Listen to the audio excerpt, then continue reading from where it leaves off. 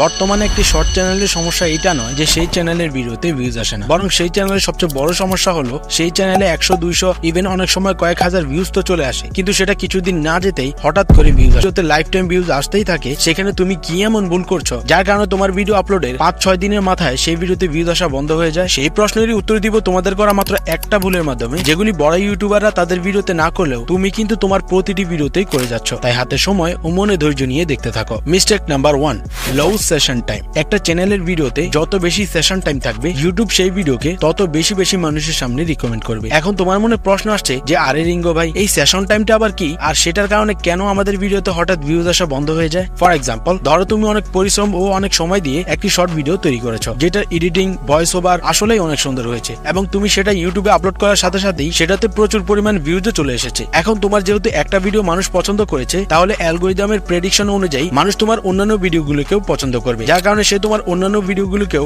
অডিয়েন্সদের সামনে রিকমেন্ড করতে থাকে। এখন যদি অধিকাংশ মানুষ শুধুমাত্র তোমার চ্যানেলে ওই নির্দিষ্ট ভিডিওটাই দেখে আর অন্যান্য রিকমেন্ড করা ভিডিওগুলো না দেখে, তাহলে সেটা মানুষ হোক কিংবা অ্যালগরিদম, যে কেউই সহজে এটা বুঝতে পারবে যে ওই চ্যানেলটি নিশ্চয়ই তার ভিডিওতে এমন কিছু মিস ইনফরমেশন দিচ্ছে, যার কারণে অধিকাংশ মানুষ তার ওই একটা ভিডিওই দেখছে আর বাকি ভিডিওগুলো দেখতে চাইছে না, যার ফলে সে ধীরে ধীরে তোমার ভিডিওর ইমপ্রেশন মানুষের সামনে পাঠানো বন্ধ করে দেয়। আর সেই কারণেই তুমি তোমার ভিউজের মধ্যে এরকম একটা স্ট্রেট লাইন দেখতে পাও। এখন এইটার মাধ্যমে ইউটিউব আমাদেরকে বোঝাতে চায় যে তোমার একটা ভিডিওতে যত ভিউজই আসুক না কেন, সেটা যদি অডিয়েন্সদের তোমার অন্যান্য ভিডিও দেখতে আগ্রহী না করে, তাহলে ইউটিউব একটা সময় পর তোমার সেই ভিডিওর ইমপ্রেশন দেওয়া বন্ধ করে দিবে। আর এটাকেই বলে অডিয়েন্স সেশন টাইম। একটা চ্যানেল তার একাধিক ভিডিওর মাধ্যমে একজন অডিয়েন্সকে কত সময় ইউটিউবের প্ল্যাটফর্মে ধরে রাখতে পারছে, সেই সময়টাকেই বলা হয় অডিয়েন্স সেশন টাইম। এটা যদি তুমি বাড়াতে পারো, তাহলে অ্যালগরিদম কখনোই তোমার একটা ভিডিওতে হঠাৎ ভিউজ দেওয়া বন্ধ করবে না, আর তোমার ভিডিওতে কন্টিনিউয়াস ভিউজ আসতেই থাকবে। এখন তুমি এটা তো জানতে পারলে যে সেশন টাইম বাড়াতে পারলে ইউটিউব তোমার ভিডিওকে দীর্ঘ সময় মানুষের সামনে পাঠাতে থাকবে, কিন্তু তুমি যদি এটাই না জানো যে একটি ভিডিও থেকে কিভাবে সেশন টাইম বাড়ানো যায়, তাহলে এত কিছু জেনেও তোমার কোনো লাভ হবে না। আর তাই সেশন টাইম বাড়ানোর এই 4টি ফর্মুলা তোমাকে খুব মনোযোগ দিয়ে বুঝতে হবে এবং খাতায় বা যে কোনো কিছুতে নোট করে সেটা তোমার ভিডিওতে অ্যাপ্লাই করতে হবে। ফর্মুলা নাম্বার 1, সেই চ্যানেলের প্রতিটি ভিডিও একটি নির্দিষ্ট বিষয়ের উপর তৈরি করা। ধরো তুমি বিভিন্ন সময়ে বিভিন্ন ভাইরাল বিষয়ের উপর ভিডিও তৈরি করো, তো এখন যদি তোমার বর্তমান সময়ের ছাত্র আন্দোলনের বিষয়ের একটা ভিডিও ভাইরাল হয়, তখন তার নিচে তোমার সেই পুরনো কাঁচা বাদামের ভিডিও সাজেস্ট হবে, যেটা পূর্বে কোনো একটা সময় ভাইরাল থাকলেও বর্তমানে কোনো অন্ধ মানুষও সেই ভিডিওতে ক্লিক করবে না, যার ফলে তোমার চ্যানেলের সেশন টাইম নষ্ট হবে আর তোমার ভিডিওর কোয়ালিটি অ্যালগরিদমের কাছে ডাউন হয়ে যাবে। তাই এরকম একবার এক এক রকম ট্রেন্ডিং এর উপর ভিডিও না বানিয়ে একটা নির্দিষ্ট বিষয়ের উপর ট্রেন্ডিং ভিডিও বানানো উচিত, অথবা একটা নির্দিষ্ট ক্যাটাগরির উপর থেকে ভিডিও বানানো উচিত। ফর্মুলা নাম্বার 2,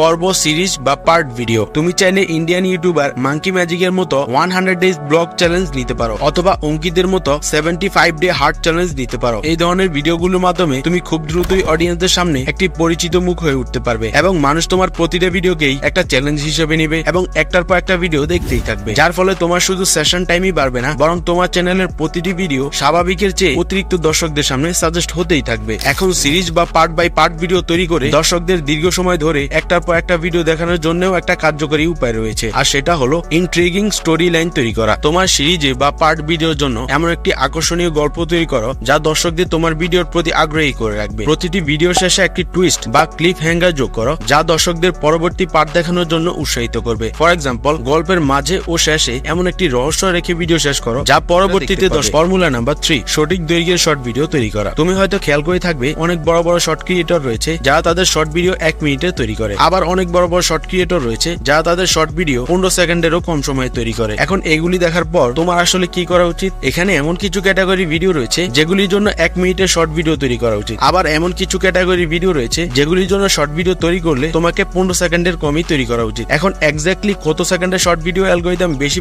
পছন্দ করে ও বেশি মানুষের সামনে সাজেস্ট করে, কোন ক্যাটাগরি অনুযায়ী তোমাকে কত সেকেন্ডের শর্ট ভিডিও তৈরি করা উচিত, সেটা আমি এই ভিডিওতে একদম ডিটেলসে বুঝিয়ে দিয়েছি। তাই ডেসক্রিপশন অথবা পিন কমেন্টের লিংক দেওয়া রয়েছে, এই ভিডিওটা শেষ করে সেটা অবশ্যই দেখে নিবে। ফর্মুলা নাম্বার 4, দর্শকদের সাথে যোগাযোগ রাখো এবং তাদের কমেন্টের উত্তর দাও। তাদেরকে কমিউনিটি পোস্টের মাধ্যমে বা ভিডিওর মাধ্যমে জানাও যে তোমার নতুন ভিডিও কবে আসতে চলেছে। তা যদি কোনো সমস্যায় পড়ে, তাহলে তারা যাতে তোমার সাথে যোগাযোগ করতে পারে সেই ব্যবস্থা রাখো। ধরো তুমি একটি রান্নার ভিডিও তৈরি করেছো, যেখানে তুমি সেই ভিডিওর মধ্যে বিরিয়ানিতে এমন একটা সিক্রেট রেসিপি দিয়েছো যেটা জানার জন্য একজন অডিয়েন্স সেই ভিডিওতে কমেন্ট করেছে। তখন তুমি চাইলে তাকে সেই কমেন্টের মাধ্যমে অথবা পার্সোনালি তোমার কোনো ফেসবুক গ্রুপ অথবা হোয়াটসঅ্যাপ গ্রুপের মাধ্যমে তাকে সেই বিরিয়ানির সিক্রেট সিক্রেট রেসিপির কথা বলতে পারো, অথবা সেটা কিভাবে আরো ভালোভাবে তৈরি করা যায় সেটা বলতে পারো। এতে করে দর্শকদের তোমার উপর ধীরে ধীরে বিশ্বাস জন্ম হবে, যার ফলে ভবিষ্যতে যখনই তুমি কোনো ভিডিও রিলিজ করবে তখন এই ধরনের দর্শকরাই তোমার ভিডিও তোমার চ্যানেলের মধ্যে ঢুকে হলেও দেখবে। এখন আমি তোমাকে এইটা তো বলে দিয়েছি যে কিভাবে তুমি একজন অডিয়েন্সকে তোমার একটা ভিডিওর সাথে সাথে অনেকগুলো ভিডিও দেখাতে পারবে, যাতে তোমার সেশন টাইম বৃদ্ধি হয় আর তোমার ভিডিওতে ভিউজ আসা বন্ধ না হয়। কিন্তু তুমি যদি এটাই না জানো যে সেই ভিডিওগুলোর মধ্যে অ্যাকচুয়ালি কি বলে কি দেখিয়ে দর্শকদের ধরে রাখতে হয়, তাহলে তুমি কখনোই অডিয়েন্সদের একটার পর একটা ভিডিওতে ধরে রেখে তোমার সেশন টাইম বৃদ্ধি করতে পারবে না। তাই কিভাবে ভিডিওর মধ্যে স্টোরি টেলিং দিয়ে অডিয়েন্সদের দীর্ঘ সময় ধরে রাখা যায় সেটা আমি এই ভিডিওতে খুব ভালোভাবে বুঝিয়ে দিয়েছি। তো দেখা হচ্ছে